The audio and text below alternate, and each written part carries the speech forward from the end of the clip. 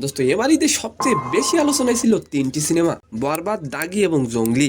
মুক্তির প্রথম দিন থেকে সিনেমাগুলো প্রেক্ষাগৃহে দাপট দেখাতে শুরু করে দোস্ত। তবে সাকিবের বরবাদ সিনেমা বক্স অফিসে নতুন নতুন রেকর্ড তৈরি করে দোস্ত। আর এবার জানা গেল বরবাদ সিনেমার মোট কালেকশন কত।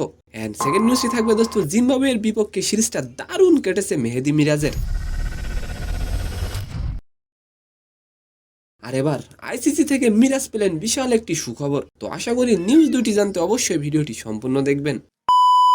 বরবাদ মুক্তির পর থেকে সিনেমা হলগুলোতে দর্শকদের উপচে পড়া ভিড় দেখা যায়, যার ফলে দোস্ত মুক্তির মাত্র এক সপ্তাহের মাথায় সিনেমাটি 27 কোটি 43 লক্ষ টাকা ইনকাম করে বক্স অফিসে আগুন ধরিয়ে দিয়েছিল।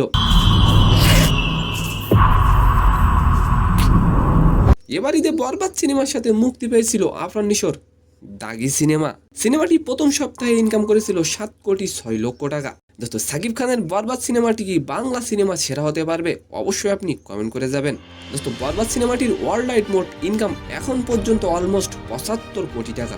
সিনেমাটি এখনো দেশের বাইরে বেশ ভালোই চলছে দোস্ত। অথরিটি আশা করছেন এভাবে চলতে থাকলে সিনেমাটি হয়তো 100 কোটির ক্লাবে পৌঁছে যাবে। আর এবার আলোচনা করব মেহেদী মিরাজকে নিয়ে। সম্প্রতি জিম্বাবুয়ের বিপক্ষে সিরিজটা দারুণ কেটেছে মেহেদী মিরাজের।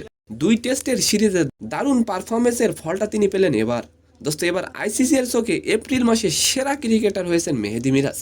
তো সম্মানিত দর্শক, আজকের ভিডিওটি কেমন লাগলো অবশ্যই কমেন্ট বক্সে জানাবেন। আর ভিডিওটি যদি ভালো লাগে অবশ্যই একটি লাইক দিয়ে আমাদের চ্যানেলটিকে সাবস্ক্রাইব করে দিবেন। ধন্যবাদ।